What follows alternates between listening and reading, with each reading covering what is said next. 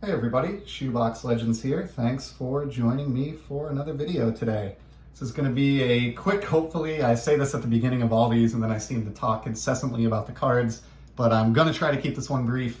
COMC order thumb through, I guess, for lack of a better term. So I grabbed about 15 or so cards out of my COMC box that came in. I just want to talk through each, give each one its moment on the channel and just sort of take a look at some of what I've been buying on the site. And granted, I picked these up probably a year or two ago, just based on how long it takes them to ship out and the size of the backlog that I have of COMC cards. But at some point along the line in the last 12 to 18 months, I bought the cards that we're going to see today.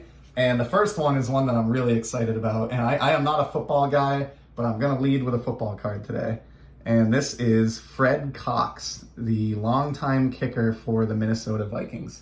The reason that I love this card, well, a couple reasons. I enjoy vintage football and I love kicker cards. Like the helmet here is just fantastic. Love this photograph. And he was obviously relatively successful. But, you don't play 15 years in the NFL as a kicker if you're not pretty good at kicking field goals. So he was a good player, but more importantly, the reason I was drawn to this, and I think this is a 77 release, Fred, who passed away sadly late in 2019, he was the inventor of the NERF football. And if you were a child of the 80s and 90s like I was, the NERF football, like everybody had one, or every neighborhood had one, your buddies had them.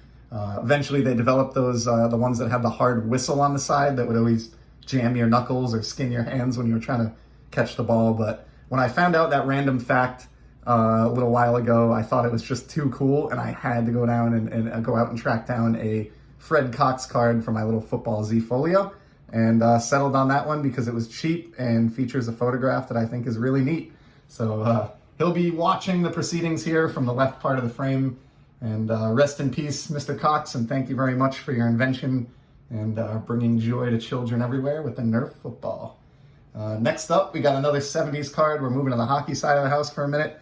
Love the WHA, the short-lived rival league to the NHL that was spurned in the early 70s and only lasted, 8 or 9 seasons before they folded up shop.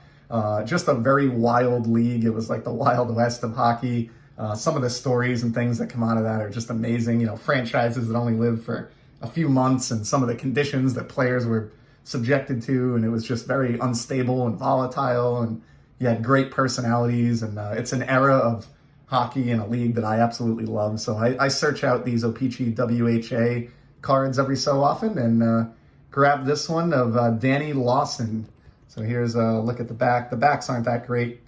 This is, I think, a 1974, if I recall, but don't have a lot of Cowboys cards. Whoops. Hockey Cowboys cards anyway in the collection. The logo's not showing. There we go. So just pretty cool. And I think it was like $1. And we got next up a pair here that are for my 59 Topps baseball set build. Again, just working on this set in any condition, doesn't matter to me. And putting them all in a binder. Needed this one, Jim Pisoni. And then from the Rookie Stars Sporting News subset, we have Dom Zinni of the Giants. So not a lot to report about those two other than the fact that they each cost less than 75 cents. And they were each a number that I still needed on my want list for my set. Then we have an Allen and Ginter here. So this is a Hideki Okajima rookie card from the 07 A&G release. Always loved this guy's like crazy delivery when he was with Boston. He was a long time, very effective reliever. And he had one of those crazy wind up and deliveries where by the time he sent the ball hurling towards home, he was like staring directly down at the ground with his face and head, like maybe a foot above the turf, and his leg kicked high in the air. It was a very wild kind of delivery. And very memorable, sort of like Nomo back in the 90s. And of course, he was a member of the World Series champion team in 2007. So I thought this was a cool rookie card to pick up cheap. Along the Red Sox line, here's another 62 Boston player, Gary Geiger. And not much of note here, but I just like these wood-bordered 62s. And just working on filling out the team set. It's not very high on my priority list, but if I see one that's available at a very cheap price and in decent shape and it's one I need, I just add it to the cart for my next shipment. Here's one that I've shown some other examples of in terms of the retired players, short print variations from recent top sets. This is a really cool one from the 2017 release featuring Brooks in those all orange jerseys, short-lived all orange Orioles jerseys. So I love almost all of these because the photographs are just fantastic. And this one in particular just really stuck out to me. Definitely one of the more memorable, Brooks Robinson cards that I have, even if it's not very valuable. So pretty neat. I'll put that one up just so we can get a little bit of orange in the background here. Offset some of that purple from the Vikings card. Next up, a 70s hockey card. So I've been casually working on the 71, 72 Topps release. My long-term goal with hockey is to finish every top set from 1970 through 1990, those 2 decades there.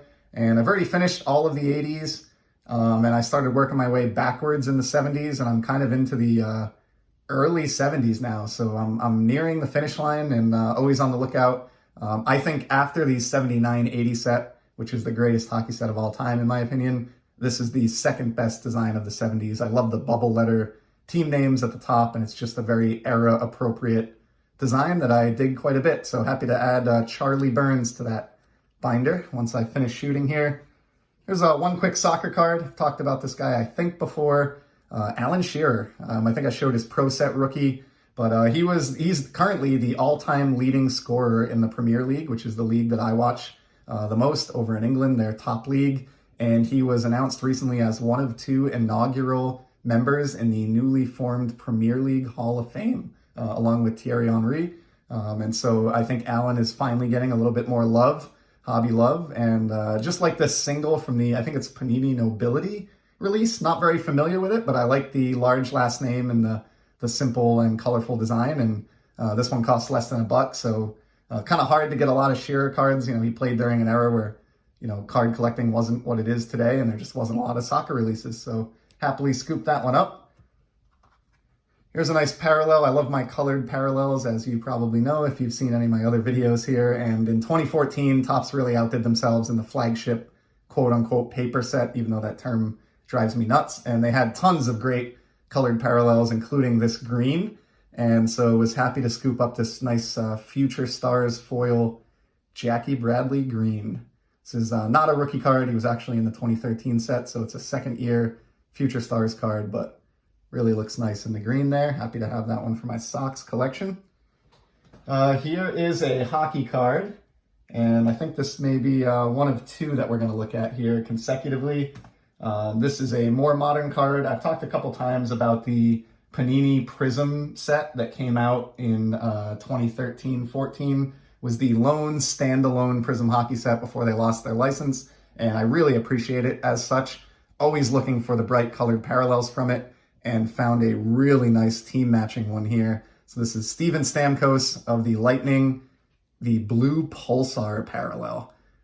For a Lightning card, it doesn't get much better than this as far as aesthetics go if you like shine, and he's definitely bound for the Hall of Fame. One of those players who you would love to have as a teammate, and in addition to being an elite scorer and having won a Stanley Cup and brought the cup to the city of Tampa Bay, he's also has kind of that gritty edge to his game. I've seen this guy go out and play with a broken nose and mangled face in the playoffs, and he just seems, like I said, like the kind of player that you would want to have as a teammate. Always admired what Steven brought to the game and brought to the table, and really happy to have this Prism parallel in hand. It looks absolutely fantastic. These are really starting to dry up. So if you are a hockey collector and you have somebody that's in this set and you may have some interest in chasing those down, I would suggest you don't wait too long. They are getting more difficult to find in my experience. Here's a 90s insert that I really love, the Painted Warriors out of Leaf. And of course, as the name would imply, these are all about goalie masks. So we have Tom Barrasso here with his classic Penguins mask. And I love the Painted Warriors logo that Leaf came up with here. Just really cool. So I'd love to complete this 10-card insert set, but just have that one for now. Here's a shiny Jose Altuve. I've shown this set before, but love these. And this is a team color matching from the Donruss Optic set that draws its inspiration from 90 Donruss. So I find that you can get Altuve real cheap, and even cheaper since the whole trash can incident.